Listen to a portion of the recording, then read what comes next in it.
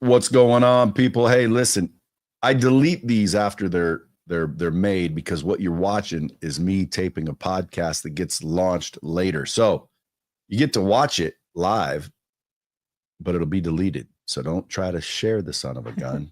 But if you have questions for my guest, pop them in. I'm reading them. I may not get to them, or I may not even acknowledge them, especially if you're trolling. Yeah. But today you don't want to troll because we got a good dude in the studio. Like, not that the rest of them aren't, but this guy is like an outwardly good dude running around doing good deeds. You guys may have heard of him. Travis Doodles is in the house today. Sure. If you guys never heard of Travis Doodles, look him up at Travis Doodles, just like it sounds. What's up, Ernesto? Ernesto Cruz Rodriguez. But you guys are going to watch as hey, what's going on? Luis from South Africa. Damn, dude. People watching all over the world here. That's what happens. Well, when the podcast dropped, like, it gets thousands and thousands of downloads. Lives, generally only get a couple hundred people, if that. Yeah, sometimes lives 40, never 50. do good on any platform. I don't know why, because they're supposed to promote you. I know. They want you to go live. Yeah, I don't get it. Anyway, folks, if anybody in the comments chimes in late and says, what's going on here? What's going on here? Fill them in for me. Lewis says, I'm huge in South Africa. Nice. What's huge, Lewis? Like, is it the podcast that's huge? Instagram, TikTok? Freaking Croatia's in the house. Nice. Bill applied to come work for me. That's awesome. Dropping bombs is the shiznit. Well, folks, if you guys think dropping bombs is the shiznit, today is going to be a very special episode for you. All right, you guys ready out there? Ready? Listen up or run for cover. From the people who haven't to the people who need it. The real Brad Lee is dropping.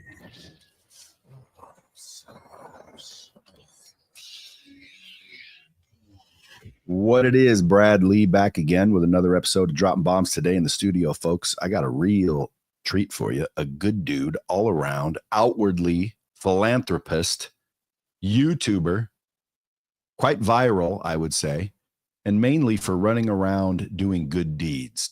At Travis Doodles, if you want to look him up, at Travis Doodles, but his name is Travis Centenary.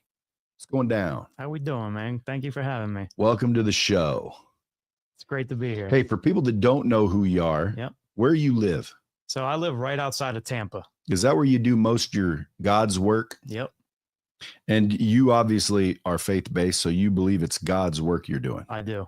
And folks, what he does, and I'm just paraphrasing, so we'll let him get into it. Yeah. Is you're going around and you're buying people food, and homeless, I would imagine.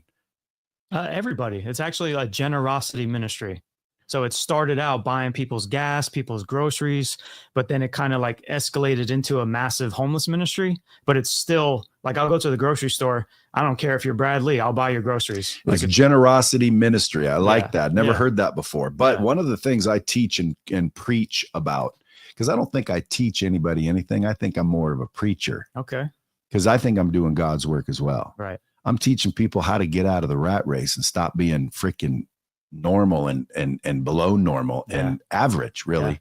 But anyway, you hear dropping bombs very often, because I know it's filled with explicit words, so you may choose, you may opt out of it. I didn't grow up in church, so there's no judgment. Like, I've heard everything and I've said everything myself. I've done everything the world has to offer. Okay, let's just put it that way. Well, so I don't get offended. Well, the bottom line is that you're out now, like freaking helping people, like financially, through generosity-based ministry, which again, dude, I might start copying you. Dude, how about we collab on something? Well, we could collab, but I mean, I want to do the same thing you're doing. It's like freaking, number one, I was going to do it with my own money. Yeah. And I was going to ask you when we started, like, how are you getting the money to do this? Is this 100% donor based? Well, first off, I want to agree with you that generosity is contagious. Yes. So when you start doing this and you start lighting people up and making their day better, like you want to do it. Yeah. Well, So, of course, I think yeah. a million people would want to do it. Yeah. So like if you came to me, because a lot of people come to me as kind of their coach on how to, you know, build brands and monetize it and generate money, even if it's for nonprofit work like you. Yeah. I would tell you that you literally could spawn 1 million Travis Doodles. Yeah. That could even get more viral than you. That's the goal. But who cares as long as people are getting the help and the generosity ministry is spreading. I don't care about my name or my viralness. I didn't do any of this to be a YouTuber. So for me, like, I don't care about my name being on it. It's more of just, I'm trying to change the world because life is that short. You know what I mean? It's over like that. So I don't care. Would you consider yourself a YouTuber? Just because I have 4 million subscribers on YouTube, I'm automatically, you know, I have the gold plaque. People freak out when they come in. Dude, tell them all to follow me. Yeah. Like, help me generously that way. Yeah. I mean, can you generously help me with followers, brother? I can help you. I only got 256. Those are hard to get on. Get you up, man. 263. But I don't really pay close attention to YouTube. And, yeah. you know, the team that I have just throws up content. There's no real strategy yet. Right. But I like this. I was thinking man on the street, talking to people in Vegas. You would kill it because of your personality, your rawness, and you're in Vegas. Like I went out yesterday walking around. There was a guy in a scooter and he was dressed up as Elvis. But I mean, he was funny. Like he was really funny. And right away, like as soon as I saw him, I'm like, dude, this guy, he was viral. You just know looking at him, he's viral. And I remember I heard your Elvis story, which totally resonated with me because it was a perspective thing. You were told that you can't see Elvis and because he had bodyguards and there's so many people. And then you were real low and you saw the legs and the cracks through and you're like, I could get right to him, and boom, you did it. So, but right away, I'm like, if you made a video with Elvis on the street like that, it would have went viral because of, you know, he was a viral character. Would have I told that story too? Who have you told it to? No. Would have I told that story in the video? Yeah, you could have connected it for sure. You could have connected it. Because I'm always wondering what people actually want to see. And, you know, proof is in the pudding. People want to see what you're doing, obviously, or you wouldn't have 4 million subscribers. And it was all based on and started with you doing nice things for people. Yeah. That's it. Yeah. And I've probably seen one. Yeah. No, you had to. I've seen them, let's just say. Yeah. I don't know if you're the only one doing it, but I've seen people doing it. Yeah. There's quite a few people are doing it now. Some people can't do it because they can't sustain it because it costs a lot of money to do. Yeah. And some of it is strictly for clicks. But I really love people. So that's you're out there doing it. Yeah. That's what made me do it. Like the difference, and I'm not knocking anybody. If you're doing good, then do it. But the difference between my ministry and a lot of other people that just give out money and help people, like it's a one-off interaction and it's just kind of like, oh, we got my video and I help somebody. But like we straight up adopt homeless people. We do life with these people. So that's why people love my videos so much. I think because there's the follow-up and you're actually like really seeing the transformation where I find somebody and then we build with them. We start them a business. We get them off the street and it's like a whole story. So for me, storytelling is why I feel like I've built a pretty large following. Sure. Other than just spreading love, but like the storytelling is what people come back. Like, where's Rhonda? Where's, you know, they're naming the people. Yeah, how's Rufus doing? Yeah. No, really. Remember Rufus, the homeless guy here? Rufus, the stunt bum from Bum Fights? Yeah. You remember that guy? Dude, listen, Bum Fights was started by a dude that I know. Yeah. It asked me if he could use my office and he'd give me 5% of Bum Fights. And I said, bro. And I said, well, what's your marketing plan? And he said, I'm going to send a copy to Howard Stern. And I said, that's it? He said, yeah, that's it. That's all you need. And I said, dude, that's never going to work. Wow. So I said no to the 5%. Thankfully, by the way, because they all got in trouble. Oh, you apparently can't, bribe homeless to fight. That was exploitation at its finest. Yeah. They were definitely not. They were not putting out love. Yeah, they were not putting out love. They were getting people to do crazy crap. Yeah. And fight each other. Yeah. Which again, I knew would be entertaining and I knew it would be popular because of the demented society we live in. Yeah. No, you don't want your name attached to anything like that. No way. But the point is I gave up an opportunity to get 5% of it, which turned out to sell a lot of copies. Yeah. And when I asked him, because I eventually followed up, said, what happened? Yeah. You know, I saw it everywhere and I called him. I said, dude, what's up? He goes, I said, what was your What'd you do? He said, we sent a tape to Howard Stern. Yeah. That was like, it blew up. I'm Man. like, damn, dude. Wow. But anyway, yeah, I don't vibe with that No. only because it was not spreading love. No, not at all. So if I were you, Yep. I would cause 1 million people to go do what you're doing. Yep. But what I wouldn't understand, and again, I was planning on doing it, but just with my own money. Yeah. Fortunately, That's how I I have started. some. Yeah. Well, you started with your own money? Yeah, I gave away my entire life savings. How much was it? Over $20,000. And you just gave it away. Literally. Now, did you give it away thinking, hey, this will kick in and So this story is kind of crazy. So 3 years ago, I was working for a multi-millionaire in Tampa, and I was literally driving around in a Rolls Royce, private jet, all that every single day, had a private driver getting paid 6 figures. And I remember I was sitting in the Rolls Royce and I'm like, what is the point of this? And now nothing wrong with having nice things. I'm not against having nice things at all. But for me, that stuff never motivated me, because as I'm getting older and I'm seeing how fast life is going by, I'm like, dude, I want to make an impact. I don't really care about, being flashy and look how cool I am. And so I'm making these videos of just flashy lifestyle of, hey, look at this Rolls Royce, go to the mall with $50,000 cash and buy a Rolex. I'm like, this is just kind of dumb. And so I remember, like I said, I was sitting in the Rolls Royce and I'm like, I don't want to be here anymore. I can't do this. And so I talked to my friend and he thinks I'm crazy because I'm like, I hate this job. I don't want to be here. And I said, if I had this guy's money, I would just give it all away. And the second that left my mouth, I felt like God checked me and said, if you're not doing it now with the little you have, what makes you think you would do it if I gave you millions? And I was like, oh, okay, well, what does that mean? And I felt like he said, do it now. And I'm like, what? And so I felt super convicted. Like I couldn't sleep at night because I'm like, I need to quit my job and give away all my money. And I know that makes no sense on paper, which it doesn't.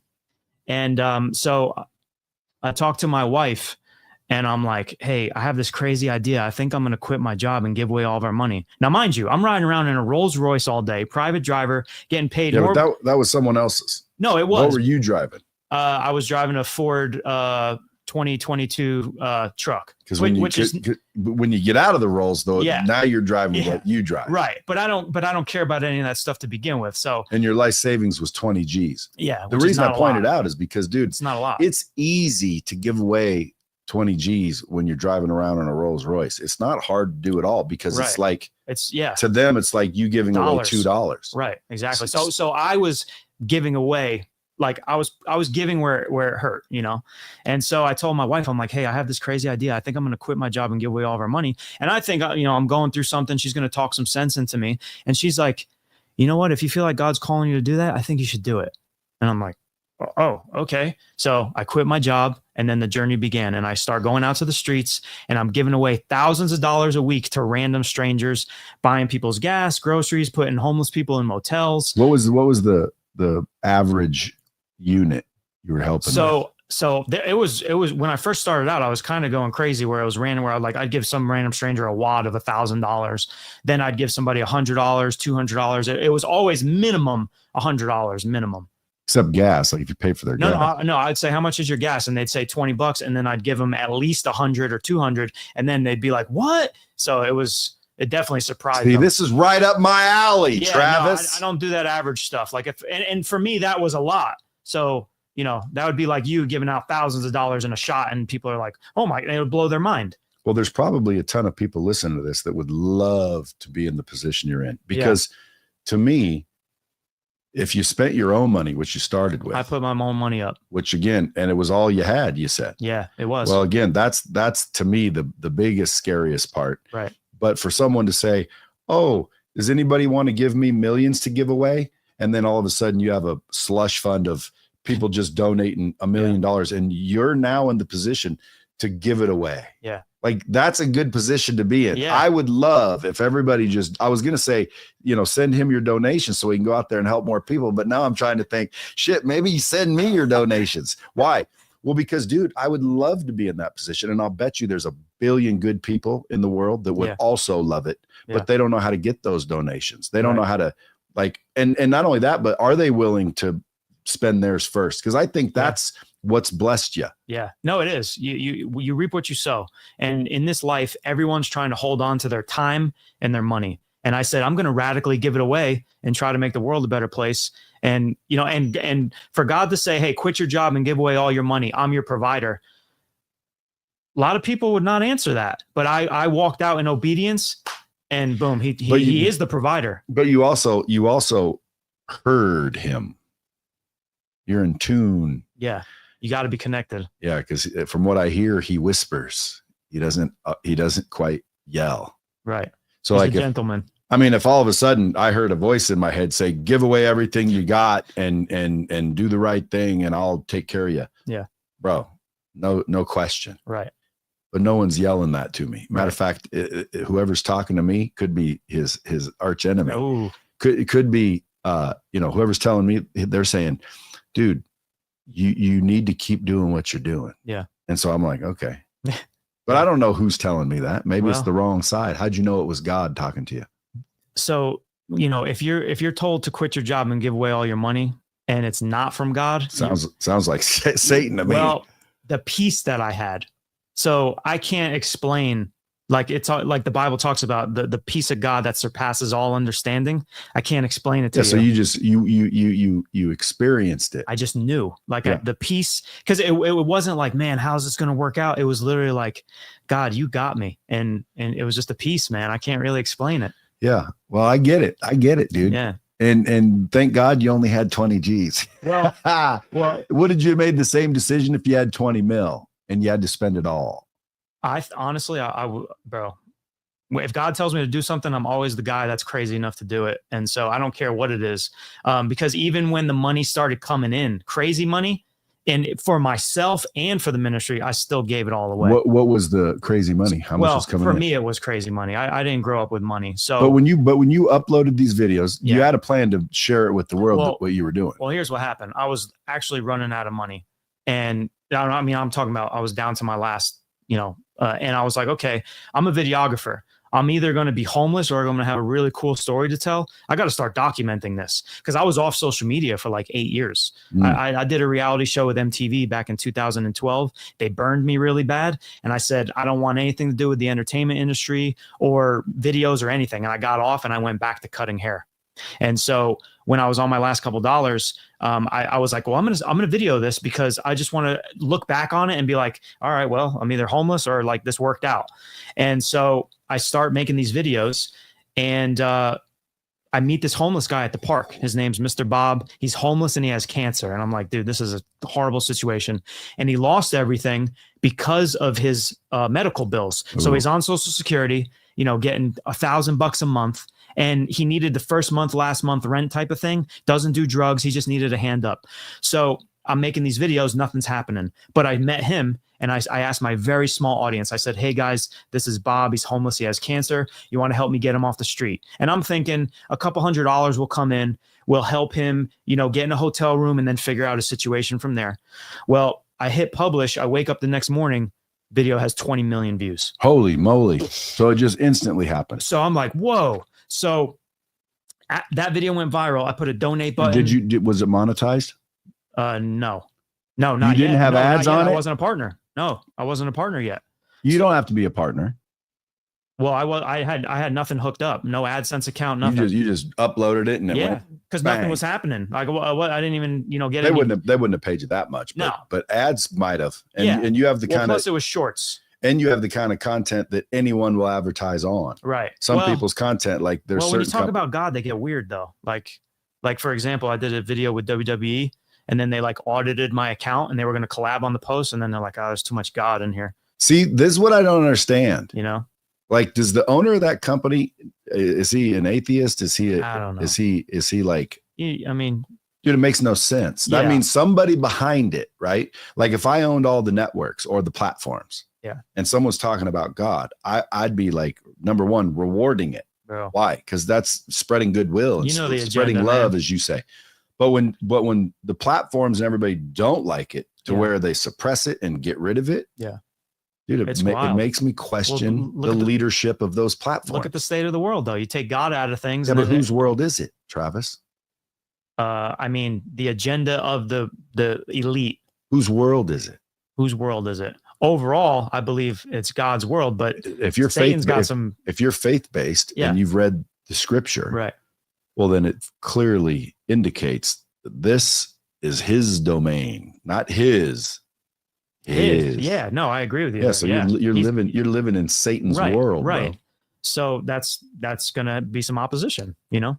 But with the whole Bob story, Just makes me question the leadership of the platforms. That's all. well, I mean, Like, why do they want to suppress God so bad? Well, people don't like that. Some people do. yeah, Like, Yeah, let them a lot of choose. people do. If I don't like you because you're preaching, I'm going to turn you off. that's it. It's that simple. I don't need the platform to guard me from seeing Right. something good. Yeah. Is there any have you ever had any backlash for doing anything good? Oh yeah. Like what kind? Just people talking bad on my name, Such And- as? just questioning my motives of why I do what I do. Oh, you do this for clicks. Oh, and meanwhile they don't know anything about me. They don't know. You do it for clicks. Who cares? You're Well, you're I mean, clicking that's- for God. Well, yeah, I want to spread the love of God. Yeah. Dude, it requires clicks. But they're talking about self glorification. Like, look at Travis, I'm such a good guy. And I'm like, dude, 99% of my videos, you don't even see my face. It's a POV. Like, I don't care about knowing what I look like. Yeah, but when someone like wants to throw that, you're just doing this for clicks. Well- Clicks get the money, money gets the help. Why Right. don't you do it for clicks? Why don't you do something instead of sitting there talking shit? At the same time, though, you know very well that anybody that's talking crap, like people like me and you that are doing things, we don't have time to hate on people and write nasty comments. Like, we don't have time for that. Hey, and by the way, there's something everybody should pay attention to. Like if you are one of the people that are leaving little rude jabs and even if it's like legit Feel bad for you. scam, like, and you're leaving comments on a scammer's page, like, dude, all you're doing is adding the poison to the universe that Yeah, we all live right. in. Number one. Number two, you're driving attention towards that scammer. Yep. Aren't you? Yeah. And you think everyone's going to hate them because you do, and you called them out. And when in reality, half the people that go there to see who's this scumbag you're talking about end up liking the person. Yeah. And now you just fueled a scam. That happens. It Yep. does happen. And Yep. then there's, people that are out there actually doing it. Yeah. Like you, if someone said to me, you're doing this for clicks, my answer would have been absolutely. Why? Well, because clicks mean eyeballs and Right, engagement right. means algorithm kicks in, Yeah. which means more people are going to donate and allow me to go out and help Right. more people. The Right. question would be, are you really helping the people with this money? Like, for example, if someone told me, dude, that guy Travis on your show the other day walks in there like he's some sort of angel.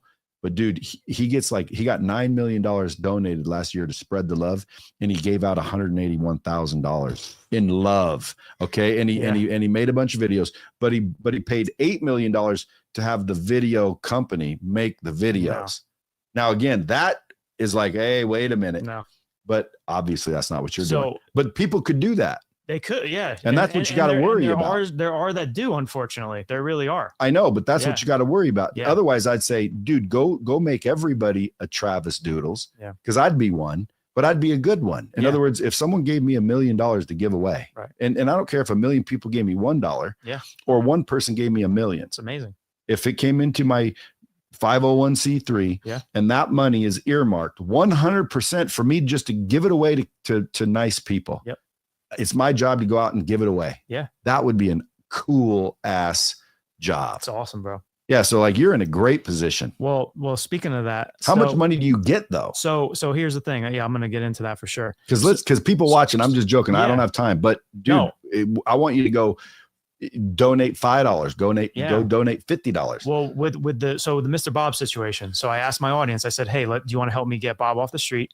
So when that video got 20 million views, I put a donate button on my little janky website that I had at the time, and $10,000 came in overnight. So I'm like, oh, that's awesome. Just like in $5 increments. Somebody gave, 500, someone gave 100, someone gave $1. It was just 20 million people, tons of different levels. That's almost disheartening. 20 million people, you only generated 10 G's. Yeah, no, that is kind of. But 10 G's goes a long way when you're homeless. We got him off the street. I pulled that money out right away, and we put him in a motel. Then we got him an apartment. Permanently? He's been off the street for almost 3 years now. Has not been back on the street since that, and he beat cancer. See, if I was you, I'd fund a reality show. Yeah, that's what, because people will watch those reality shows when you turn someone homeless into a winner. oh dude, my It'll life inspire is a reality millions show. of people. So we started adopting homeless people after that. And I have plenty of success stories, but with the money part, what you're talking about. So I had this crazy idea that 100% of the donations are going to go back out to the people. Cause if you run a nonprofit, sometimes you take, Well, you can't do 100. No, I did though. That was my thing. Well, then how do you pay your bills? Well, that was the thing. So since that video went viral, then every video started going viral. 10 million views, 50 million views. We have one video with 188 million views on one video. So naturally, people saw what I was doing, and then they're like, dude, I love what you're doing. And then they started donating, and not $10,000 a day, but it was enough to fund the ministry and help people. Like drastic, we've given away over $500,000. So it's helped a lot of people. Then since all those videos went viral, YouTube, Facebook, Instagram, and TikTok, since I do shorts, they had their creator funds. So then that allowed me to make a living. So right when I didn't know how this was going to work out, boom, the internet is helping me fund these videos, and boom, social media is paying my bills. And I'm like, okay, God, so you did tell me to do this, and it worked out. Let's keep rolling. Yeah, and it worked out. But let's blow it up. Right. Let's blow it up. And so we just kept doing it. And then, it's been growing. Then we got our building in downtown Lakeland for our headquarters building. And then we got the ice cream truck. We're like, how can we reach more people? Let's do an ice cream truck. So it sounds silly, but it's all free food to the community. And it's so much fun to go out. So it's just a free ice cream truck? It is, dude. I've never made a penny in it. We've served over 20,000 people, and we go out and we love on people. We do outreaches, give them free ice cream. And a silly ice cream sandwich we've given one to a homeless guy, vetted him, changed his life, got him off the street permanently through an ice cream sandwich. Started with an ice cream sandwich. Yeah. Pretty good. Then and your ice cream truck, if you're watching the video, maybe we'll splice in the picture of it, but it's like a Mercedes Sprinter that's all tricked out. It's actually a Ford. Well, it looks like nice, though. Like nice. When I hear a Sprinter, I picture that. I don't know what type they look it is, similar. but it's nice. Like I would let my little kid walk up to that ice cream truck. Right. Some of these ice cream trucks that I see, bro, scary. I don't know if they're dealing drugs, and they could be as honest as the day is long. Yeah. But dude, I am not letting my kid go up to that ice cream truck the way it looks. Yours looks new and freaking well painted, and it looks trustworthy. Yeah, it's dope. And then someone donated a little mini bus, or what was that? Well, there's two things that got donated that blew my mind. But I was so at my building, I used to be a barber. So you used to own like mural cuts. Yeah. How do you know about that? Oh, I'm a smart individual. You went down to MySpace on me. Mural cuts, wasn't it? Bro. And why mural? Because you painted murals. You were a graffiti artist. Yeah, bro. The place was full of murals. When you were a graffiti artist, your tag was SETI. Bro, you did some research. What the heck? Would you just be spraying people's walls? Were you in a gang? No. Because you said you've done everything life has to offer. I'm talking about non-church. Like I've done everything the world has to offer, whether that's girls, drugs, drinking, all the things that the world can do. So no, not like gang banging or stuff like that. But you were vandalizing.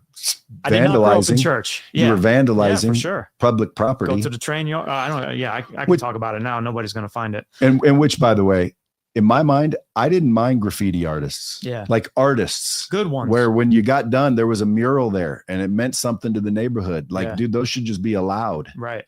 And, but when people just, tag over everybody's stuff, that's vandalism. And that's why all my stuff looks like it has like an urban art flair to it, like the barber trailer. So I was speaking at a barber mastermind in my building. These guys were from all over the US, barbers from wherever. And I spoke for like 35 minutes, told my story, and then this guy in the back row didn't even know his name at the time.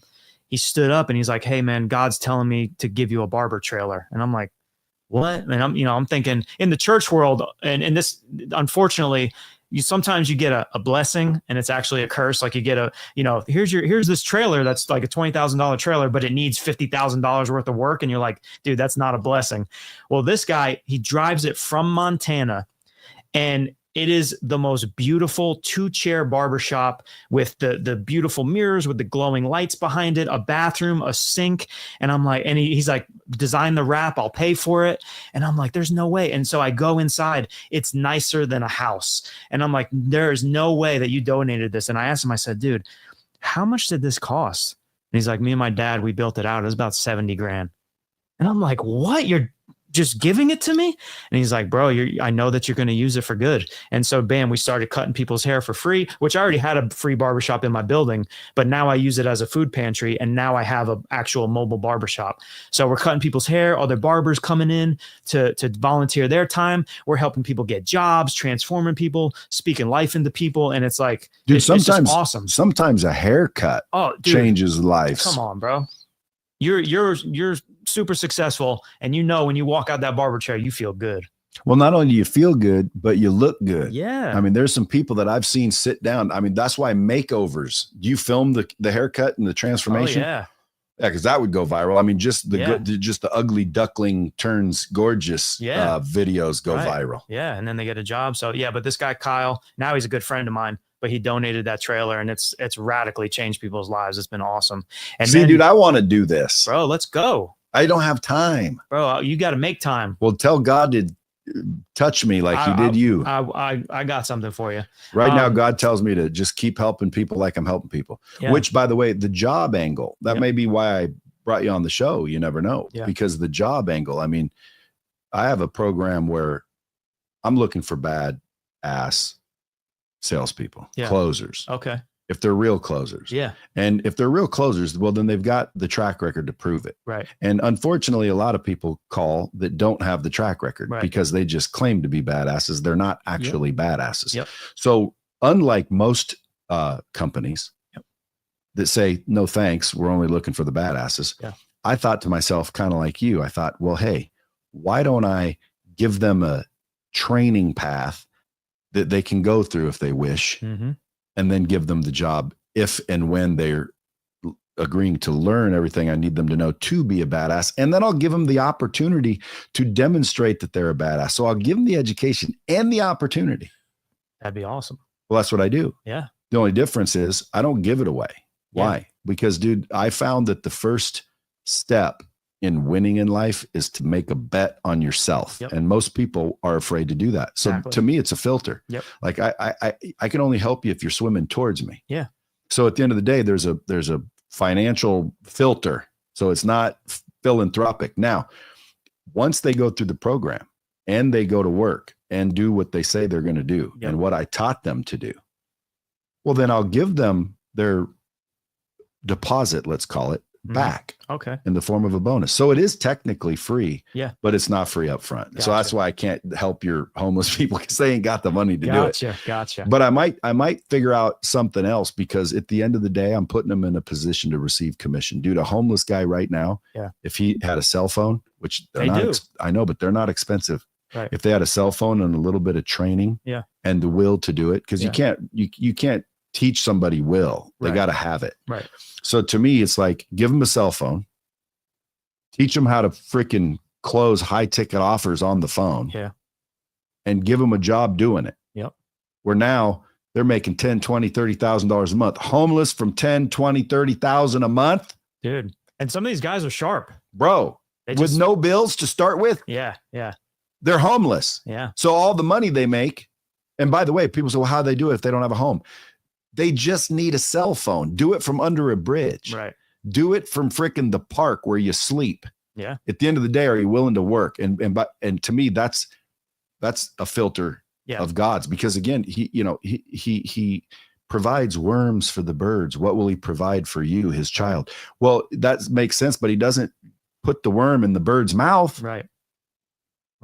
No, he makes the bird go get it. Right. Like, go get, there it is. Go get it. Yeah. So there's something to figure out with you there where we can collab, where like you find them and find the good ones, and then I'll put them to work. That'd be awesome. How do you get them a job, and what do you get them a job doing? So there's been different situations. Like this one guy was a handyman, painter. So I knew somebody that does that work, and boom, he started doing jobs for them. Or what's that conversation look like? I just said, hey, well, first of all, these guys in my videos, they go viral. So if you watch my videos, you're like, oh, dude, I love Rick. He's so cool. And boom, like, I'm like, hey, Rick needs a job. And now all of a sudden, since they watch him regularly, because they see the transformation, they know who he is, and they're like, oh yeah, I'll make sure that I have a 12-pack of Mountain Dew for him when he comes, because they know what he likes. They know, they know the stuff about him. So I'll ask my friends that own businesses, hey, Rick's a good guy. He can paint your houses that you flip. Boom, he's in there painting houses. Or this other guy, Lloyd, he always had a dream of doing a car detailing business. So I bought him all the materials, got him his t-shirts, his business cards. He's going door to door. Hey, I wash cars. You're the guy from the videos. And like, boom, he's getting business. And then he had a home where it's this place called Gospel Village. So it's a couple acres of land and there's a bunch of tiny homes on there. So I'll buy campers, put it on their property, and then they have a forever home that's paid off. And it's like a tiny home community for homeless people. So then he was washing cars there. They're no longer homeless at that point. Well, yeah, right. I mean, it's a community for the chronically homeless. So if you have a really hard time figuring it out in society, this is a place where it's like affordable and you have a house, and it's really cool. Don't you ever worry that you're going to come back 6 months later and there's going to be drugs and sex parties and the den of iniquity? It has happened before. So how do you choose who to help? You just do what you can. Like, I know, but like you can't do. You can't. Okay. Because I know people that want help. Right. They need help. Yeah. But when you give them the help, dude, all they do is freaking use it to get farther in the hole. Yep. So what do you do with those people? So I agree with you. So I don't get that far with those types of people. How do you weed them out though? So I vet them and I do life with them. It's just like being a friend. And then over time you're like, that story's not lining up. That's not. And then you see their behavior versus, because I don't go away. Like I actually do life with these people. So when you do that, then you really get to vet them. And there's been people where I'm like, listen, bro, I can't help you anymore. And then there's other people where I literally bought them a home, and like Mr. Bob, for example, he is thriving and doing amazing because they earned it. They wanted it. There's another guy. There was a kid named Russell, homeless, autistic. And I mean, I'm talking about cannot survive in the wild. He was homeless for 5 years. Dad is dead. Mom is not around. And I'm like, how is this guy homeless? He slipped through the cracks. And so I adopted him and we bought him a home. And he's killing it. He went to WWE backstage. Logan Paul gave him a birthday cake, sang him happy birthday. So this guy went from homeless to nobody wanting to talk to him to now he's a local celebrity. Everybody loves him. He tells everyone that he's best friends with Logan Paul. I mean, it's just amazing. And his life is paying it forward. Yeah. He goes out with me. He gives out ice cream. He's working at the place where he lives. And he's totally thriving, and just like his life is just drastically different from when I found him. See, who doesn't want to fund that? It's awesome. And I have the video proof. Like, it's not like I'm talking about it. Like, you see the transformation. Where do people donate if they like you? TravisDoodles.com, which forwards to my nonprofit website, Worth and Purpose. TravisDoodles.com. Yep. Folks, listen, it sounds like I'm ending it, but I'm not. Go help the dude. Help the dudes or the dudettes. Like sometimes people think, like I do, I want to go do that. So I'm not going to give you anything. I'm going to go figure it out. And then I never do. It's sometimes easier just to go here, and giving to someone who's actually giving through the ripple effect. Yeah. Works out kind of the same, because I think God knows your heart. Yeah. Would you agree? Yeah. I mean, I truly love people. God has changed my life. I didn't grow up in church, so he truly changed my life. And funny story, a homeless guy shared the gospel with me, which is wild. But after he changed my life, like, he's such a generous God. And I just want to be generous. Like, I'm like, he loves me so much, and that it just kind of overflows out of me. And then I just want to go love people and share the peace and joy that I have. And for me, I like making videos. I like storytelling. And I don't know, it's just kind of a way to do it. It's fun. And I'm trying to do something that can inspire the youth, because I have a big heart for the youth as well. For example, you just said Ripple. A lady emailed me. XRP. A lady emailed. Buy some. A lady emailed me and she said, I don't know if I'm mad or if I'm happy. And I'm like, oh man, where's this going? And she says, my son is 11 years old. He watches your videos every day, and he tried to bring a homeless guy home for lunch.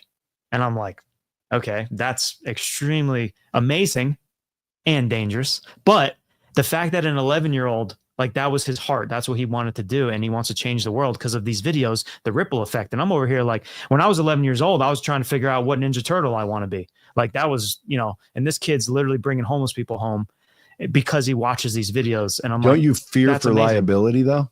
because that's liability. You influence that kid to bring home a That's homeless guy. liability. Now, I would think in my mind, you know what? That's nice because I think abundantly and Yeah. I choose to look at things in a positive light. Yeah. But on the other side of the fence, I could be like, let's say that homeless guy came home, raped the mother, Oh gosh. killed the kid, Oh my gosh. and you influenced that. Wow. I don't think I directly influenced that. Well, you got an 11-year-old to bring a kid home, a homeless person home, Man. which thank God nothing happened. But if it did, I would be, if I were a good lawyer, I could tag that to your generosity Oh, my ministry. Goodness. I'm gonna just pray to God that the situation is protected and that doesn't happen. But people have free will. I have no control of anything that happens because I'm just here to point out the negative. Yeah, I mean, hey, it is what it is. I mean, it's a possibility, but anything is possible. Or the opposite could happen. The guy, meets the mom who's a Christian. The homeless guy becomes the next Billy Graham. I mean, I'm liable for that as well, I guess. Let's do it. That is right. I don't know, but I'm definitely gonna focus on the good. All right. It is dangerous though. I mean, living in the world, period, is dangerous. Just like this game Roblox. Yeah, I don't understand it. Well, it's basically a sim where all the kids are in there. Yeah, and there's full-grown adults in there getting kids, like 9-year-old kids, to do bad stuff, give out their address. Oh yeah. That's get your daddy's password. Leave your garage open tonight and I'll give you the special weapon. I've heard so many ridiculous stories. Yeah. So my little kids, they want to play it all the time. And I'm like, now I got to sit there and listen to you play it. That's the kind of world we're living in. Right. It's crazy, dude. Wow, man. And praying that it doesn't happen. I wish that worked.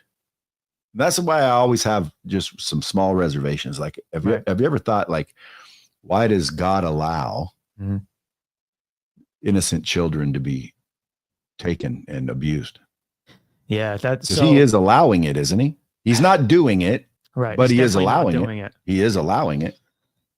I'm not gonna sit here and pretend I know all the answers, but at the same time, I believe that God is a loving God, and so if love is real, it can't be forced down your throat. So we have free will, and for me, like, all of those things is a very obvious picture of the absence of God.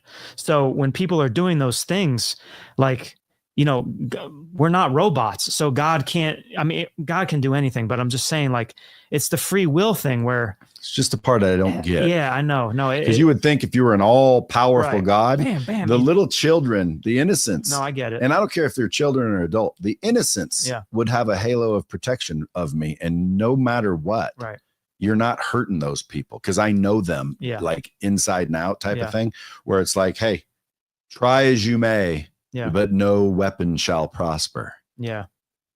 Yeah. And when I see it, I'm like, what is that about? Because that's the only thing that I'm like, because dude, I mean, the scripture tells you to seek, right? So I look and I'm looking. Yeah. And, I believe that's the thing. It's the world's too perfect for there not to be a creator. There's a creator, but it could be, different than we're being told. Now, again, to me, it's very difficult to believe that too, because the Bible, I think, is the basis of it. I do think there's some human influence in it though. Because again, like, to me, why does God need your money? God doesn't need your money. No. He's not even here to spend it. Like, he can do anything. He owns it all. Then he doesn't need your money. So when human beings are running around going, oh, you need to give money to the church. Well, what for? So we can grow and spread, but you have to, or you're out of the church. There's some churches like that. Yeah, not all of them. But yeah. So again, there's this like human corruption mixed in. And I think to myself, well, if he knew everything, wouldn't he know that was going to happen? Why wouldn't he figure that out? And then everyone's answer is always, well, God works in mysterious ways. It's like, okay. Yeah. And that's not my answer. I look for common sense in things. Yeah. And again, I'm not going to pretend that I have it all figured out. My thing is, I didn't grow up in church, and, I still have tons of questions as well, but it's like the amount that God has changed my life and given me peace and I don't know, man. I just can't explain it. The way that he's transformed me is I just can't explain it. Like I can't go back. Like it's, the stove is hot. Well, I don't know. And then boom, when you touch it, it's hot. And it's just one of those things where God just, like you said, you seek, and God just radically changed my life. And so you weren't faith-based at all before this? I grew up in New Jersey, and I was Catholic, and I was kind of like every other Christmas go to church type of thing. Like it wasn't real. There was no relationship. I didn't know anything about the Bible or anything like that. So it was not real at all. Was this back when you were tagging? Yeah. Yeah. Back in high school. And then what was this big transformational moment? Well, I came down to Florida for college, and I just hit rock bottom. I was partying. I was trying to figure out what life was all about. And I was just crying out to God one day. And I just said, God, what is the point of life? Why am I here? Show me that you're real. And that's when I had that encounter the next day when I was playing basketball, and some homeless guy came up to me. I was in Naples, Florida. There's no homeless people where I was at. And this homeless guy came up to me, and he's like, hey, can I borrow your basketball? And he looked just like my grandpa who died, which I don't think it was my grandpa. I don't believe in reincarnation or any weird stuff like that. But I believe he looked like my grandpa almost to keep my attention. Cause otherwise I'm from New Jersey. If it was a homeless guy, I'd be like, nah, I'm good, bro.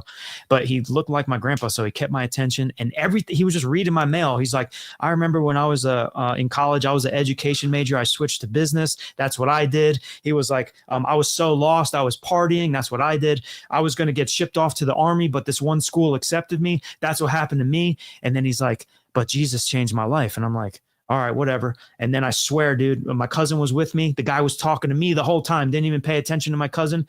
I get in the car to drive off, and this guy's knocking on my window. And dude, he was gone. It's like he came out of nowhere. He's knocking on my door, and he's like, can I talk to you for a couple more minutes? And then he started talking to me about the crucifixion, the Bible. And I'm like, and it wasn't clicking to me. And then I'm like, oh my gosh, I just prayed last night. And then that's when I felt like God showed me, like, dude, this was no coincidence. I don't know if that guy was an angel or what. And then I went back to school, and this guy invited me to a Bible study. And I'm like, dude, Bible study, like these Bible thumpers, I don't want nothing to do with this. But the guy was really cool. He was like, just, he looked like me and you, just a regular dude. And he's like, yeah, man, God changed my life. Come to this Bible study, bro. If you don't like it, you never have to come back. And I went, and he showed me what the Bible said and what salvation was. And I was like, and I had this encounter, and boom, it was just this radical, I can't explain it, man. And my life has never been the same since. So I'd say you're one of the lucky ones. You're one of the blessed. I mean, because people like pray and wish all the time, and they don't get those. I always say maybe you're using the wrong name. I don't know. I don't know, man. Maybe you're calling a disconnected number because you're calling out the wrong name. I don't know, man. But God definitely came through, and my life has never been the same. And then just everything. I mean, I've been doing art, video, and barbering my whole adult life, and trying to figure it out. Like nothing was sticking, because I was just trying to build stuff. And then it was like, once I did this videographer job for the millionaire guy, and then like, what was he having you videographer? Just Rolls Royces, buying Rolexes, like flashy stuff. But Instagram influencer type. Yeah. And it just didn't get me going. Will you say his name? Or no. Afterwards, you got to tell I'll talk to you off camera. I have nothing bad to say about him. It actually made all of this happen. So I thank God for him. But I have nothing bad to say about him. You were like, listen, there's not much to this rolling around and buying fancy watches, although that's lifestyle marketing, and it does work. No, it definitely works. They got millions of followers on those channels too. Yeah. And it's like I like yours better. Why? Yeah. Well, because I always was under the impression that I had to get extremely wealthy, and then I would go do that with my own money, right? And I wouldn't care where it was coming from. Yeah. But to risk my well-being, to risk my family's stability, that's scary. Yeah. Like, again, maybe he hasn't told me because he knows I'm not that tough of a man. Well, but I think he knows my heart, and he does definitely bless me financially. Yeah. Maybe he's waiting for me to start. I mean, I believe that, what's crazy is out of all the people, and I do help, by the way. What's that? I do help people. Oh, I believe it. I just don't do it consistently and put it on video, but I want to, bro. Dude, I have a good read on you. I truly believe that you could be a very, very dangerous man of God if you have your encounter and you fully surrender. Not saying you're not making an impact or doing things, but dude, when I'm praying that God will totally rock your world more than you could ever imagine, because I'm not joking, you will be one of the most dangerous men of God on this earth. Mm-hmm. I promise you. You know Steve Weatherford? Yeah. That's my boy. Yeah. Right? So I see you doing some Steve Weatherford type stuff, bro. Like, you're a dangerous man of God. You're going to be rocking people. Well, it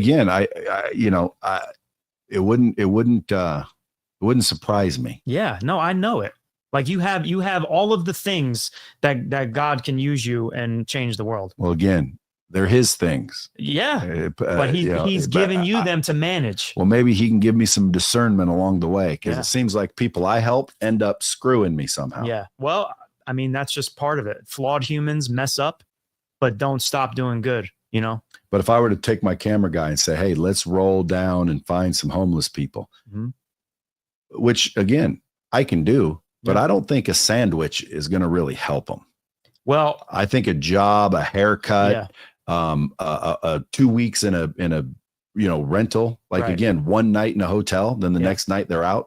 Yeah, no, it's like, dude, that don't help anybody. Now it helps them for the night. Right. Don't get me wrong. And it's nice to do, but I really don't believe bringing someone a meal is helping them. I think it's temporarily giving them a meal. So here's the thing. I totally agree with you if you take the spirituality out of it, because there have been times where I brought someone a simple meal and they said, dude, you're an answered prayer. I was praying, God, I'm so lonely. Please just have someone come talk to me. So it's more than the meal. Like, people in the city get mad at me.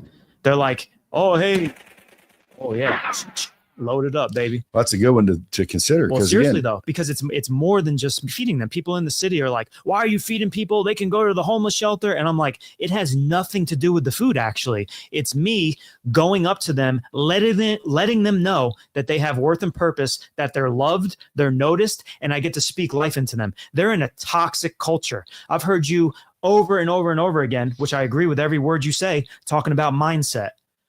They have no one speaking life into them. No Brad Lees saying, dude, what are you doing out here, bro? There's more to life than this. No one. They're like, they got nothing but negative people trying to take them down. So it's so much more than feeding them. It's speaking life into people. And that is what changes lives. Love. The love of God changes lives. I don't want to give you a sandwich and send you to hell with a full stomach. There's an agenda to let you know that you are a creation of God, and that you can do more than this. That's what it's about. This is the Centenary Episcopalian Church. Oh man. You ever think about starting a church? So technically, I am a church on paper. I don't have a Sunday service, but I sound so hood. I be the church. I be the church Monday through Saturday. So, well, two or more have to gather in his name for it to be considered. We're doing a church right now, bro. Yeah. Well, true. But when you're talking to somebody doing that good work, helping the people, even if it's a temporary meal, you believe there's more to it. I do. There's a spiritual. So do you just look for anybody? Like, if I went out on the street, I'd be trying to find someone who I at least sensed something about. I actually do pray before I go out. I say, God, literally, I say, God, please give me a supernatural encounter and let me come across the people that need me. And I feel like every single time they need you. Yeah. Well, and I feel like it's been a supernatural encounter every time. And like, I can't even tell you, like, it's been a supernatural encounter. And I believe God answers that prayer. If you say, God, how many people, honestly, how many Christians pray this prayer every day? God, use me today. Give me a supernatural encounter and bring me to the people that need you. I don't think a lot of Christians pray that prayer. And when you do, bro, he answers it. I'm living proof of that. Why doesn't everybody try that? Yeah. Try that. Please try that. My lighting. It's not good. I think you look good from here. I don't know what it looks like on the camera though. Shadowy. Yeah. Well, that's, like I said, to me, that's the type of people that are making a real, my brand's real impact. Yeah. Like if I was starting to do this, I would call it like real generosity with my brand, real. Yeah. Real generosity. Boom. I like the generosity. I preach generosity. Yeah. To me, it's like you need to be generous. Yeah. And the cherry on top in your situation is that people are funding your generosity now.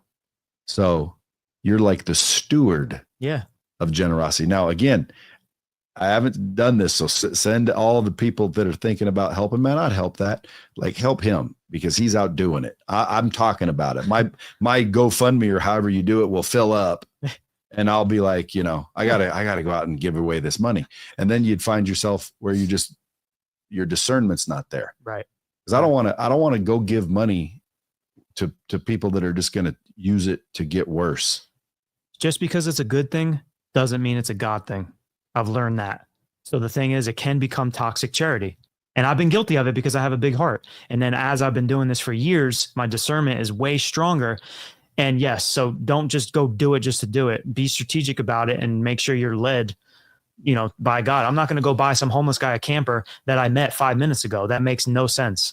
I have to make sure that takes time, man. Yeah, you got to hang out right. with these people. What do you do? Take them for a meal or something? Dude, I literally do life with them. I call them. I hang out with them. I bring them meals. What if they don't have a phone? I celebrate their birthdays. It's just like talking to your friend. How you doing today? And I just try to see where they're at mentally, encourage them. Have you been looking for jobs? And really just keep them accountable, but really just be there for them. Sometimes they just want to call me and just say, hey, man, I'm lonely today. I don't have any family. And, I'm just thank you for being my brother. Like they just need love, man. Love is the whole thing. Besides generosity and helping people with tangible things, like the love of God is the thing that's transforming these people, not a sandwich.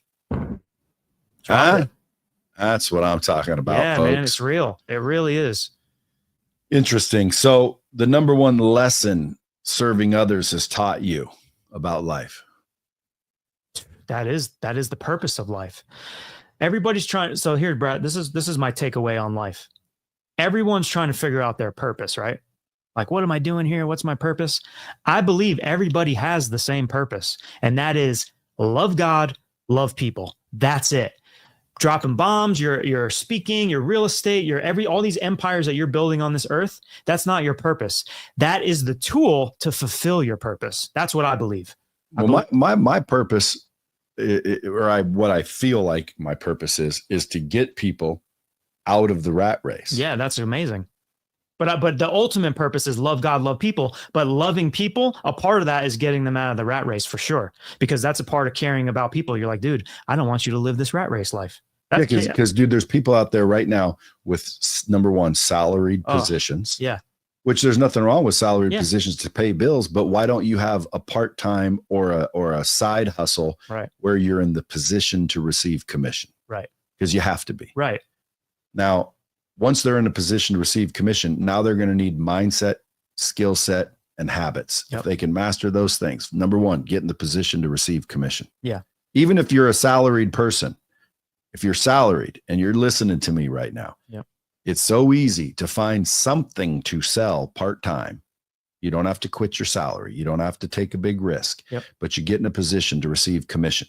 Then you start, exercising that, and you soon figure out, holy crap, you're working a fraction of the time in this new position you're in, and you're making almost as much as you're making salaried. And pretty soon you make the transition, you make the leap, and now you're what's called an entrepreneur. Mm-hmm. So it's almost like anyone out there that has the right mindset, skill set, and habits, and is willing to take action, has everything they need. And you know what's crazy? I think it's based in a gift from God called free will. Mm-hmm. Because most people, I think, overestimate this power that they are supposed to be able to tap into. You ever heard that? Yep. We've all got the power within. You just have to tap into the power. And we're thinking like superheroes, like a spider needs to bite me. No, dude, you need to understand the power is the power to choose. Yeah. And you can choose to work in heavenly energy, or you can choose to work in earthly energy. Preach. And the choice is yours. Yeah. And so all you have to do is choose to look at things in a positive light, an abundant light, a kind light, a generous light. That's a choice. Yeah. And so is I'm going to react to this in a negative manner. I'm going to look at this in the worst case scenario. I'm going to complain about this. I'm going to choose fear and anger and doubt and worry and anxiety and depression and sadness and just all the earthly stuff. Yeah. That's a choice, isn't it? Yeah. So it's like, there's the power they're talking about. It's the power to choose, Yep. Not just choose him, but choose anything. Yeah. Which is what somebody said when I said, how can God allow the little children?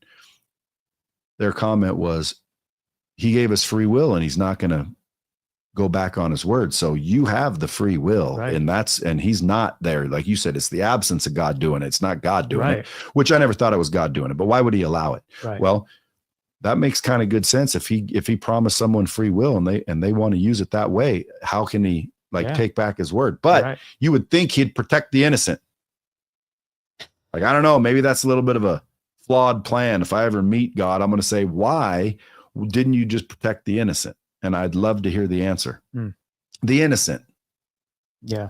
As screwed up as the world is and things happen, we are flawed humans. The world is full of sin, but I do believe, as crazy as it sounds, at the same time, all things work together for good. Well, love God, love people. I like that, because I think if you just did that, you're good. The world would be a better place. Yeah. If everyone did that, you can't deny that. No one would be hungry. Right. No one would be in trouble. No one would be injured. No one would be harmed. Right. Everything would be wonderful if everyone just did that. Right. So those are two good ones.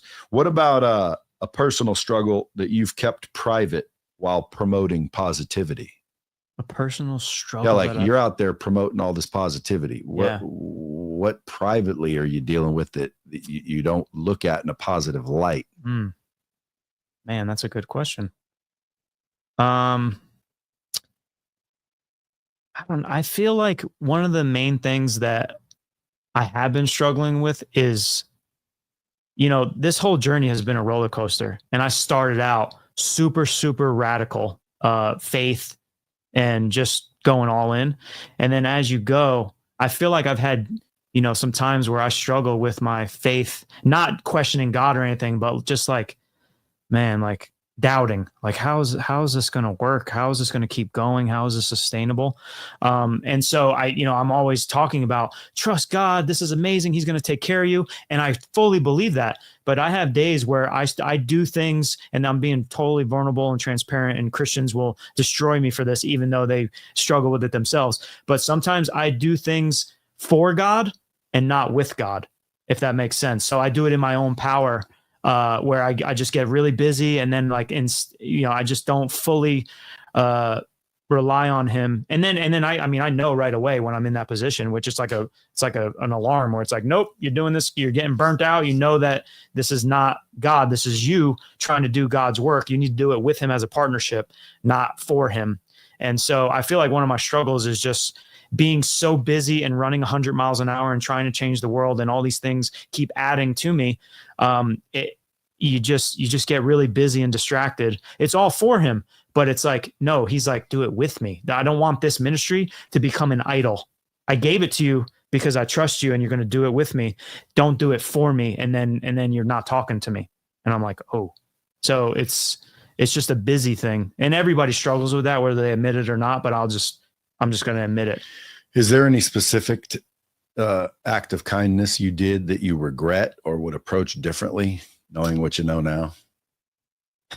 I don't regret any of it because it was all learning, but maybe there was a couple of people in the past that I dove in too deep, too fast, probably. What happened? There was a guy that he just kind of started like talking crap about me. Like, it was that entitlement thing that you're talking about, that the people that are just like almost unhelpable.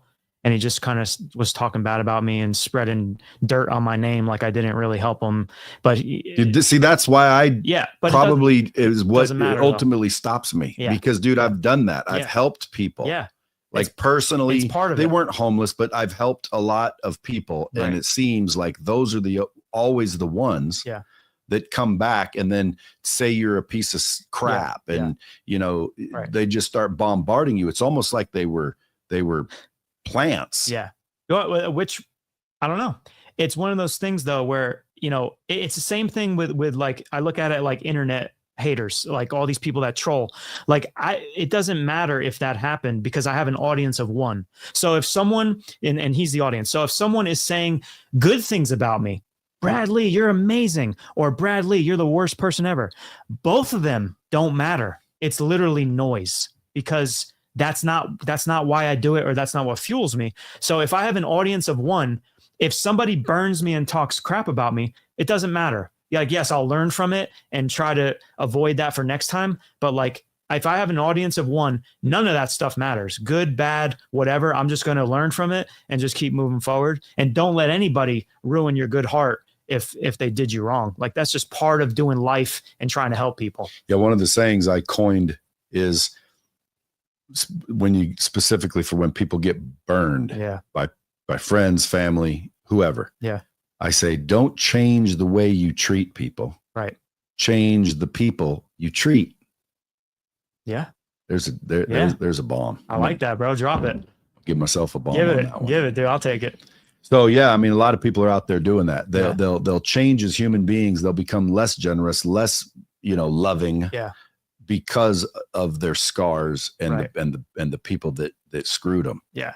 And I might be victim of that a little bit, but the lesson, I always give a good lesson. I don't always take a good lesson. Yeah. But the lesson is, you don't change who you are just because someone screwed you, man. Right. You just change who you're dealing with and who you're hanging around.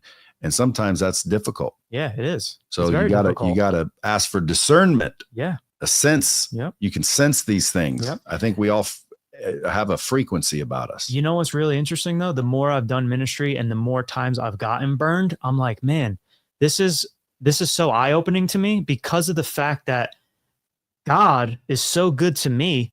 And how many times have I burned him? How many times have I sinned or done things that were, that I shouldn't have done, or just not relied on him, or whatever it was. And it was like, man, talk about looking in the mirror, where I'm like, wait a minute, I suck.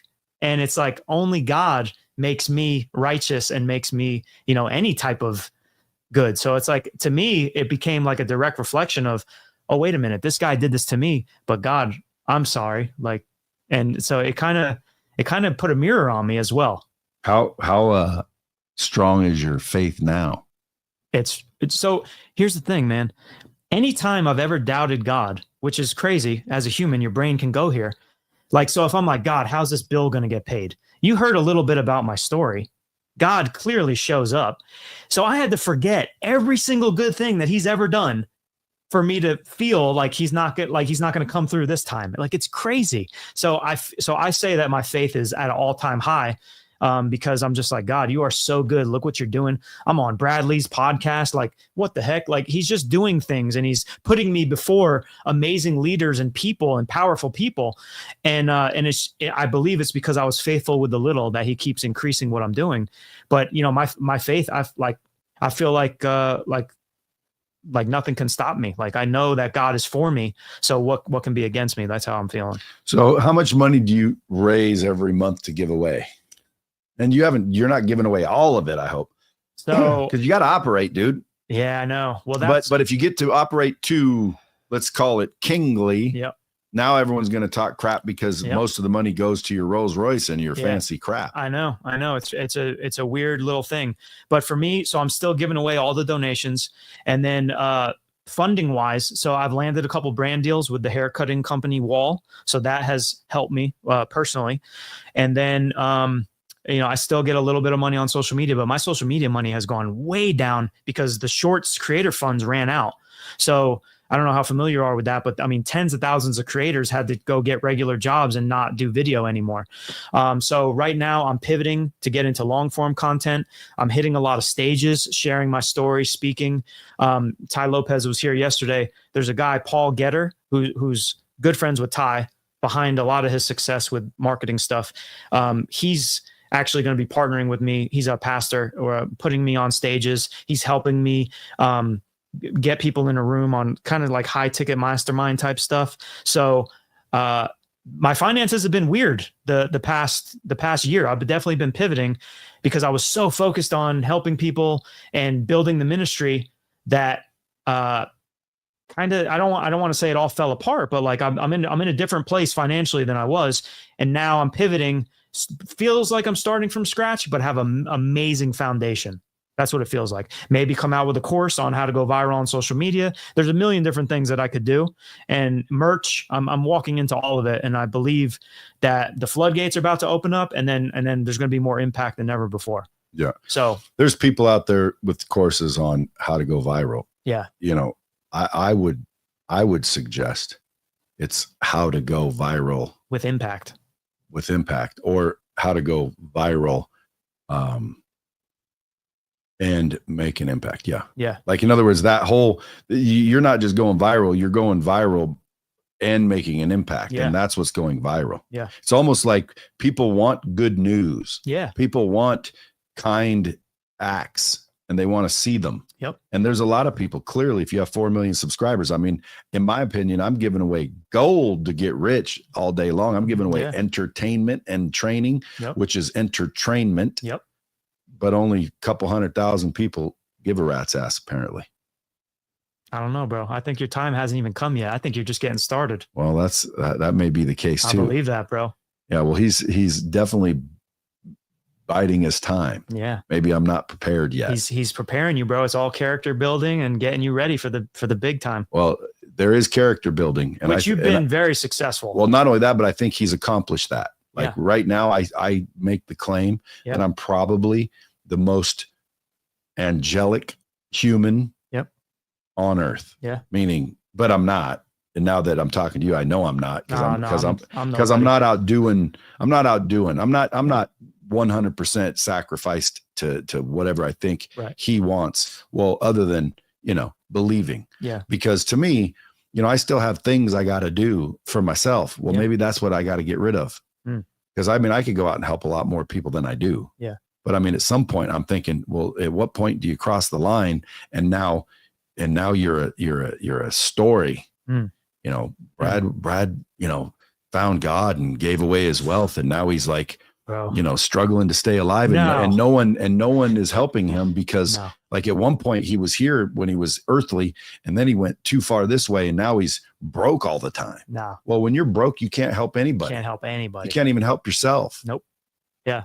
So how are you supposed to help other people being broke? Yeah. I'm totally against poverty. Nothing good comes from it. I think people need to focus on some money. Yeah. We need money to How do we make money? Yeah. Step one, get in the position to receive commission. Now, someone else might go, first of all, you have to love God. Well, dude, I think that's a harder thing to get than just get in a position to receive commission. That's fairly easy. Let's baby step them. Yeah. At some point in time, how do you deal with all the diverse beliefs that these people you're helping have? Right. How do you reconcile with helping someone that is maybe a Satanist? Yeah. That's a different story. If they don't, do you ask them if they love God? Just getting to know somebody and talking to them. Absolutely. Does it matter what religion they are, or if they have a religion? I will love on you no matter what you are. And then if we become friends and we do life together, then, I'm a walking Bible to you. I try to be the best example I can be. But I can't force anybody to believe anything.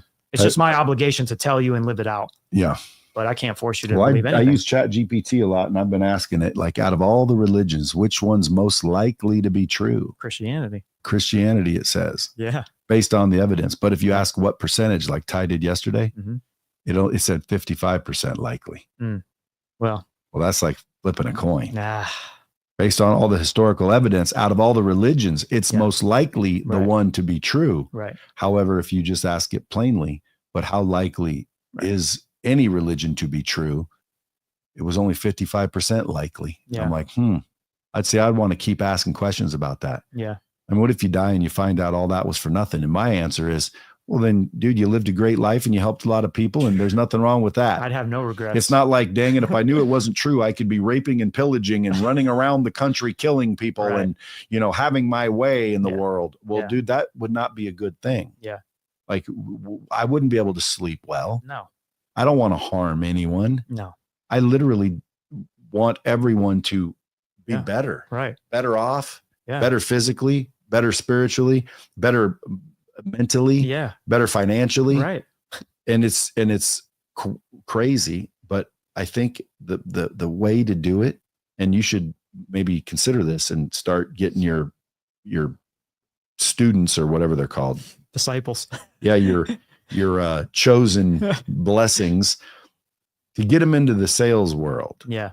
Because when you are in a position to receive commission, dude, you're no longer limited. Yeah. And then you go fix their self-image, so they think they're worth more. Because when you raise their self-worth, you raise their net worth. Yep. And then you teach them the skill sets that are needed today, like marketing, personal branding, closing, selling, influencing, communicating, and relationship building. Yeah. Like those are the skill sets that I preach. If you get those 5 things down, bro, you're a badass closer. You're badass at building and nurturing and leveraging relationships. Yep. You're a killer communicator. Yep. You're killer at personal branding. Yep. And you're killer at marketing. Dude, it's That's over. good. Nothing can stop That's you, good bro. stuff. Then Bomb, then you implement the habits that you need. Yeah. Because most people, they screw up their habits. I knew really talented people. They had the whole world at their feet. Yep. They became drug addicts. Their habits. They were drunks. They got divorced. They got put in prison. They got all kinds of bad things. And when you looked at their life, what was it that made that happen? Yeah. It was their habits. Mm-hmm. They just couldn't get control of their habits, which means they couldn't get control of their mind. Right. So it's all 3 of those things: mindset, skill set, habits. Yeah.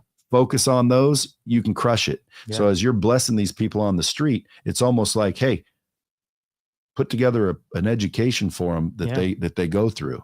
Yeah. That'd be amazing. And again, I mean, we have an educational platform here, the only one like it on planet Earth. Lightspeed TV. No, VT. Don't go to TV. That's a porn site. What did I say? You said Lightspeed TV. Oh, my bad. It's VT, virtual VT. training. Yeah. Yeah. One time I was at a Yeah, don't go to that. I was at a meeting.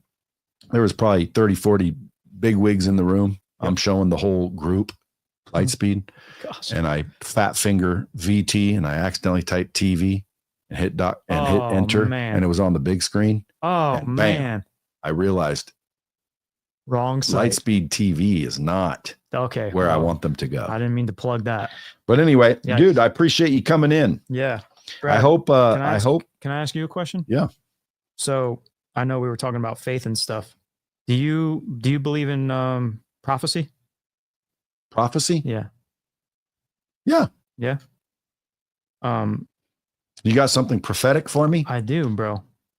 So I truly believe that you are going to be a dangerous man of God for the kingdom. I do. And so I found this clip of you, man, from 5 years ago. Okay. Can I play it for you? Sure. I found this clip of you from 5 years ago. You're gonna have to What do you want me email to do? my team that clip. How do I do this? You want me to just play it into the microphone? Yeah, play it into the microphone and then email the video, and they'll splice it in. And then I want to address some of these live viewer comments. Oh boy.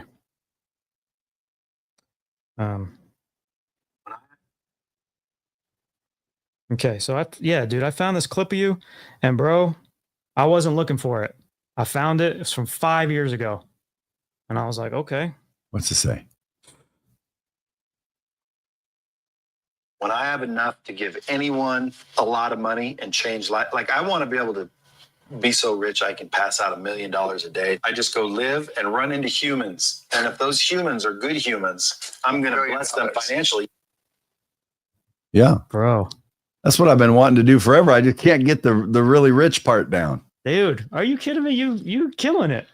Dude, believe it or not, everybody thinks I'm a billionaire, and I'm not. I know. I'm doing well. You're doing amazing. But I'm not doing as well as I need to. Then people start hating, and they're like, hey, buddy, why don't you give away what you got? And it's like, why don't you give away what you got? I did. You did. That's why I said you might be more angelic than I am. But dude, listen, I'm always trying to help people. Yeah.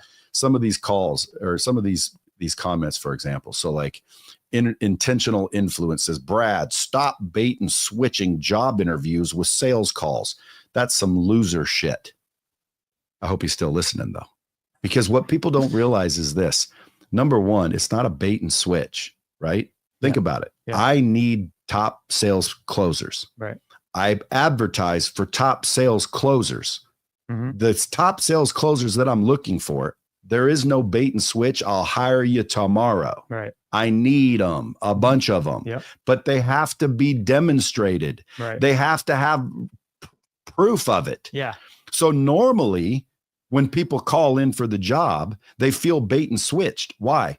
Well, because they're not qualified. They don't have a track record and they don't have proof. They just have a big ego and a big mouth. So they get presented an opportunity, like I told you, Mhm. to train. Oh, there's a bait and switch. Dude, it's not a bait and switch. I could have told you just to fuck off. Right. Pound sand. You're not qualified. Beat it. Mm. But dude, I'm not like that. Yeah. I feel bad for people that don't have the qualifications. They don't have the skill sets. They don't have the track record. So what did I do? I put together an option Mhm. for somebody Mhm. like that. So again, if you got presented the bait and switch option, it just means you weren't qualified, bro. Mm. That's not loser shit. That's kindness. Well, why are you charging for it? If it's so kind, why don't you give them the training for free? Because I tried that. And guess what? When it was free, nobody work. cared about it. Nobody worried about it. So when I started, and by the way, because it cost me money, that's why I have coaches and people, and they take their time and train you all the information that took me 45 years to accumulate. The mindset, the skill set, the habits, the word tracks, the daily routines that cause success. It's compiled. It's all in a multi-million-dollar interactive training system. When you pay attention. And not only that, the first requirement that I want people to demonstrate is that they're willing to bet on themselves. Right. So consider it like a deposit that you will get back once you fulfill what you said you were going to. And if you don't, that's why you're losing, because you don't keep your commitments. Right. So again, people will call in and, want the job that they heard, because I don't say, hey, do you want to pay for some training? And no, I say, I'm looking for badasses, because I am. Right. And I still am. Intentional influence. If you're a badass and can prove it, then frickin' I would have hired you. My screeners are looking for you. But if you're not, well, then maybe you need to quit having victim mentality. Okay. And you need to start looking in the mirror, asking yourself, why don't you have these requirements? Why don't you have this track record?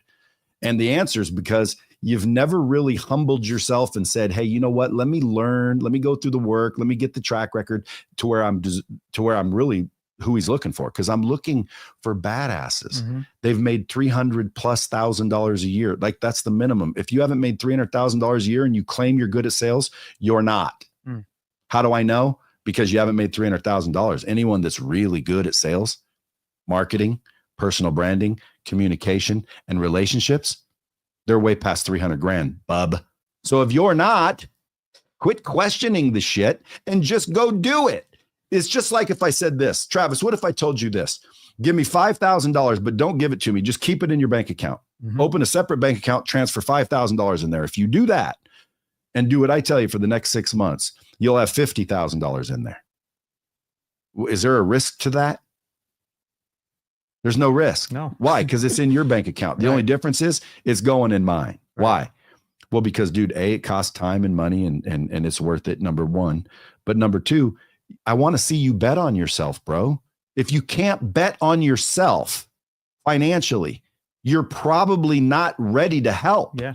Because anybody that's tired, truly tired of the nonsense, and they just want out, well, then bet on yourself. Can't afford not to do it. And if you're already that person to his bait and switch ridiculousness, if it was bait and switch, then there wouldn't be an option at all. Well, dude, guess what? This guy's got you, bro. He's no, but I want to address it because, dude, stuff like this, comments like this are what stop other people that probably would have done it, but they're like, oh, it's a scam. I didn't know it was a scam. If it's not a scam. Those people aren't going to follow through if they're believing comments like that anyway, though. They're not going to be serious, most likely. Well, whatever. You know what I mean? It's kind of this ain't about me or my program, but that comment did get me a little bit. Screw these people. All right. It doesn't matter what they say. Hey, Nick Diaz tells the guy, you're talking to my man's all wrong here. Don't let me hear it again. And then someone says real training in the community is amazing. Okay. Yeah, thank see, you. there you go. Yeah. And again, So it's now because somebody reads that one and says, oh, okay. It's yeah, good. but you know why though? It's because it's not about the money.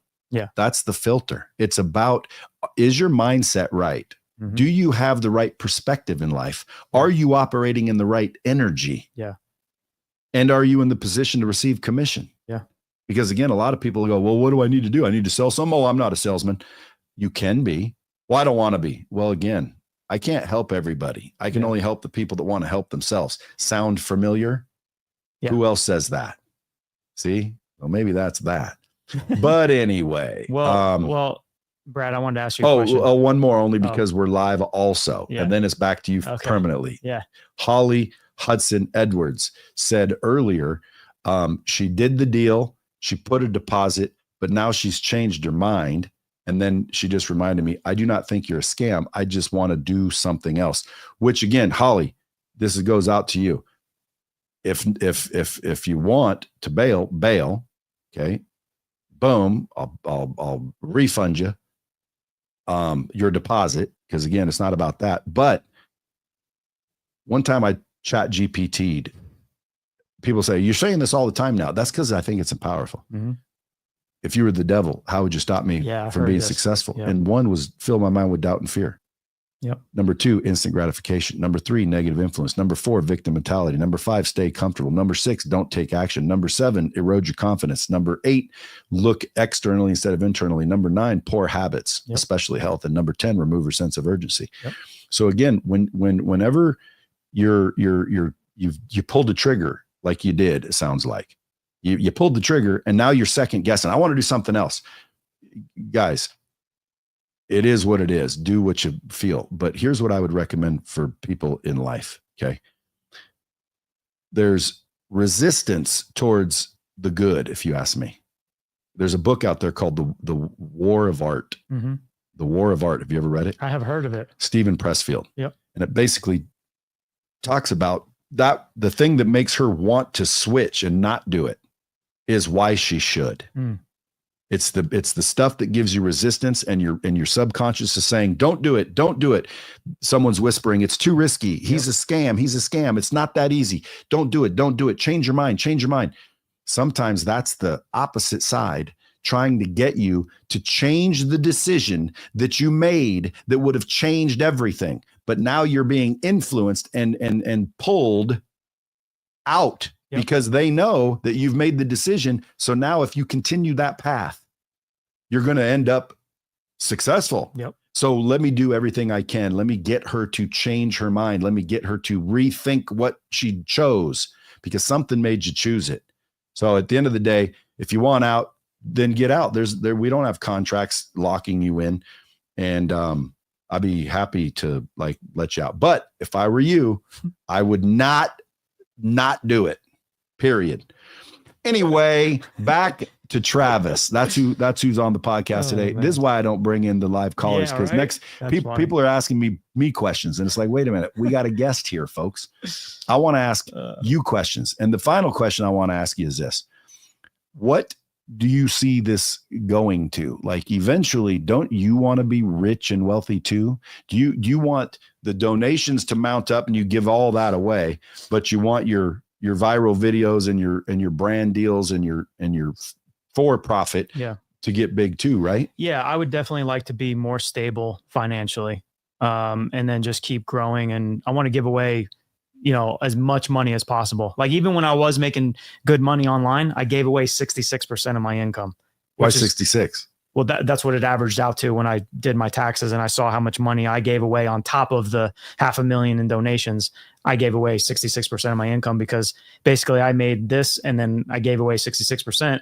And that's just what I lived off of. I didn't say I'm going to give away 66%. It was just, that was the number after I did the math. Have you ever considered, when you feature these, let's call them personalities that you find, why not set them up a GoFund and let the crowd fund them? Meaning you, hey guys, if you're in love with Rufus here, donate to his ass and he'll wake up tomorrow with $50,000 in there. I have done that before. Did it work? Yeah. Yeah.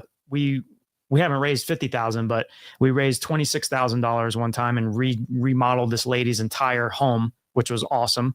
And then we've raised, like Mr. Bob, $10,000, got him off the street permanently. There's been I've probably done it like 10, 15 times roughly. And every time it's been life-changing for whoever it was for. Yeah. And you're like an artist at heart. I am.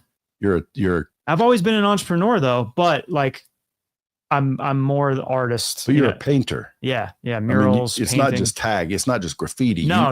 Murals. Oh, I got to show you. Yeah. My building is. Yeah. And his vehicles, man, you turn that little minibus that someone gave you, which was probably just a basic ass minibus. Yeah. He shows it to me, guys. He's got basically a Ninja Turtle full on looking like it was made by frickin' the studio Marvel or whoever does Ninja Turtles. Nickelodeon. It looks legit. Yeah. It's awesome. And you give away pizzas. Yeah. Hot pizza. And again, I mean, like, that's cool. If I saw you cruising by and you stopped to share the love and give me a free pizza, I'd be like, cool. But dude, I didn't need a free pizza. Like, you wasted a pizza on me. How do you know? It's just generosity. Yeah. I mean, not always, well, if you didn't need it, then you would say, no, give it to someone that wants it. People don't just take it just for the heck of it. Normally they say, pass it to someone that needs it. And if it's like a big outreach, then yeah, it's just massive generosity. But if I'm going extra mile one-on-one, then I have to vet you because I can't waste resources if you really don't want the help or you can't be helped. Like, it sounds bad, but it's the truth. I mean, someone says there's a Google grant that you can get 10 grand a month for your nonprofit from Google. I mean, there's probably a bunch of red tape and holes to jump through, but I'll try. Yeah. Well, how come the Bomb Squad help you? Because I want to help you get more money to go give away. Cause I do see you online giving it away, but I also want to help you for profit, meaning like what can people do to put money in your pocket and get your lifestyle a little bit more stable? Yeah, I'm trying to figure that out. I mean, now go buy wall products from his link. Yeah, there is a link. If anybody needs like Travis Doodles clippers, hair products, go get them from Travis Doodles. Dude, I've been looking for a beard trimmer. Oh yeah, because I don't like it any longer than certain length, and then sometimes I'll do it too short. Oh yeah, Wall will hook you up. I just want to kick ass. The Wall Vapor is a new clipper they just came out with that I've been it's awesome. So like, guys, go get it. 70% guys watch this. Go get some clippers. Go get some freaking hair stuff from Travis Doodles. Is it there? It is, yeah. TravisDoodles.com. The promo code TravisDoodles.com. But if you go to wall.com and you use the promo code TravisDoodles, you get a discount. There you go, Travis Doodles. And folks, go donate money to help him give away more love. Because I think at the end of the day, dude, that it does make a difference. Dude, if you want to partner, bro, and do some stuff. I mean, in that video, you said I want to give away $1 million to people that are doing good in the world. Bro, let's partner, bro. Let's change the world. A day though. I could be your first one and start small for now. Well, again, I need my cup to be full before I let it overfloweth. See, that's the thing. It says the cup overfloweth. Okay. Now, if my cup was overflowing, now whose perception is overflowing? Yeah. Because by some, it's overflowing already. Yeah. But by whose judgment? Okay. Mine? Yeah. So at the end of the day, once the cup overfloweth, I'm not going to go get more cups like most people do. Yeah. Then I'll start filling up other cups with the overflowethness. Yeah. But it's got to start overflowing first. Okay. I mean, personally, I say your cup's overflowing. But here's the thing, though. Here's the thing about God. So for me, like when God said, if you're not doing it now with the little you have, you're not going to do it later. Yeah, but I do it. No. I know you do. I just don't do it as often, as regular as you, or as public as you. Yeah. Like I help people all the time. Yeah. And not only that, like, believe it or not, I still need help. I got kids. Yeah. I got got 7 kids. I got, payments to make. Like, dude, listen, we all need money. Yeah.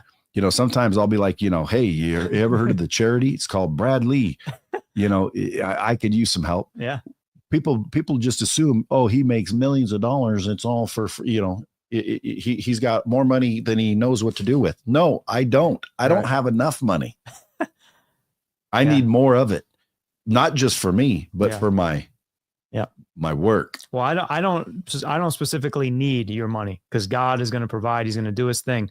I love that you give, and I know you do. I know you help a lot. Is that how you want to collab? Is me give you the money to go give away? Whatever you want. I don't care. Well, what I'd want is I'd go give it away. Yeah. Yeah. Do it. Like I'd Please. become a Travis Doodles. Please give away $1 million then. If you don't give it to and me, I'd call my show Blessed Is He. if you don't, well, first of all, I could be a tax write-off for you. If you don't give it to me, go give away $1 million and watch how God blesses you. Give away $1 million. Watch how God blesses. Give $1 million because God will honor. Don't I your have to giving. get $1 million first? You have a lot more than $1 million. How do you know what I have? Because I see this studio, I see your Rolls Royces. This studio belongs to a company. Brad, you're very successful. You talk to people about entrepreneurship and I know, making, because of that, dude, you got to understand how business works. Yeah. My companies, you have a lot of companies expenses. make I get it. millions, Yeah. but they need millions to make millions. Right. They spend millions, they make millions, they spend millions, they make millions. Yep. For me to come in and just give $1 million away, like for example, I gave $180,000 to basically exploited and trafficked children through a company called the Sentinel Foundation. They're a bunch of, military, black ops, Awesome. SEALs. They go kick down doors and rescue that's awesome. trafficked children. Yep. And I gave them $180,000. Well, why didn't you give them more? Well, again, I did give them more the year before and then the year before. And it's like, guys, I don't know why everybody is so worried about me when it starts with you. Yeah. Like before you can question, like I'll let you question me because you're doing it. Yeah. Anyone else questioning, go worry about yourself. I'll keep worrying about me and hopefully we'll all meet at the top. Right. But to me, dude, I have goals and I have objectives and I'm still after them. Yeah. So again, if God tells me, hey, give them up, just go give away everything you've built and everything you've earned and I'll take care of you. If he told me that, yeah, then maybe I will. Yeah. But he didn't tell me that. I'm hearing it from Travis right now. But Yeah. No, maybe I don't you're know. his vehicle. See, here's the thing. I don't want anybody to quit their job and give away all their money. I want you to make billions of dollars so that you can fund amazing missions. That's what I want. I don't suggest anybody. Let's make that happen. Yeah, bro. I don't suggest anyone to quit their job and If give you away all their money. do that, my friend, I'm in. Like again, if I had billions of dollars, and God knows my heart, I would be giving away millions per day. Why? Because I can't use billions of dollars. You know how you get to the billions? How? By giving it away? God, not giving all your money away, but I'm saying by giving till it hurts, and then God shows up supernaturally, and you're like, where did you'll get it? So, and you don't have to give it to me. Give away $1 million and watch what happens, and God will give you a supernatural deal that's worth way more than $1 million. And you're like, holy cow! And you reap what you sow, bro. The word is the word. You reap what you sow. If you gave me $1 million to my nonprofit, you would 100x it. I guarantee it. What you can't guarantee it, dude. Yes, I can. Now, because God is faithful. I promise. Yeah, but what are the terms and the timelines? I can't guarantee you like this Because is exactly what's if you going to can happen. guarantee 100x, Bro. I'll do it, and I'll have 1 million friends in line to do it. I promise you that God is faithful. But and you if can't you guarantee it, bro.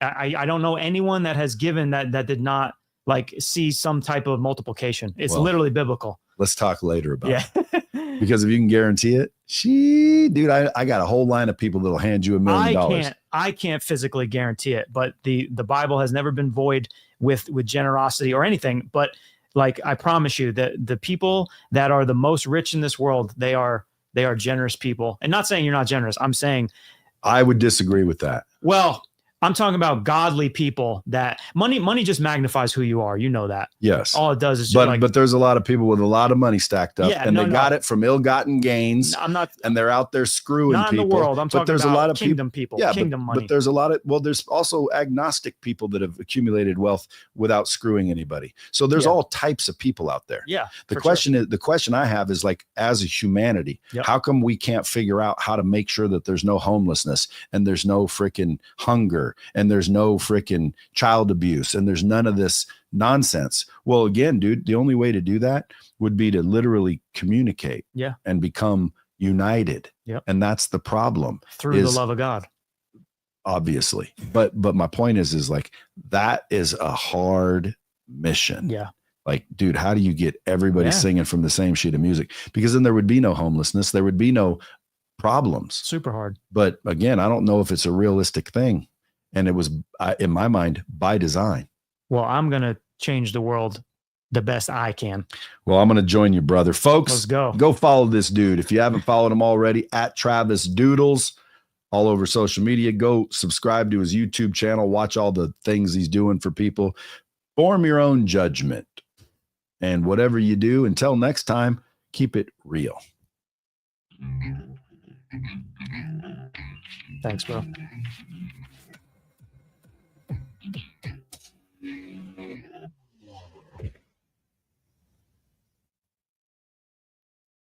All right, that's the episode. Boom. Hey, thanks for watching live, folks. Listen, man, if you guys have questions for Travis, whip them out right now because I got to go. But let me tell you guys something. You know, go subscribe to his YouTube channel. You're probably already on YouTube because that's where we're live. So go check it out at Travis Doodles. Check out the work he's doing. Go to travisdoodles.com. Check out his website. You know, if you want to put money in his personal pocket, his family's pocket, buy some of the products that he has affiliate deals with. If you just want to freaking donate to the homeless and the helpless and the needy and the downtrodden, well, then donate $5, $10, $15, $20. Doesn't even matter. What? Yeah. Oh, dang. See, I thought a microphone near me was good enough, but it has to be right up here to my mouth. Anyway, folks, thanks for watching live. Appreciate you. Till next time, you guys keep it real. Peace.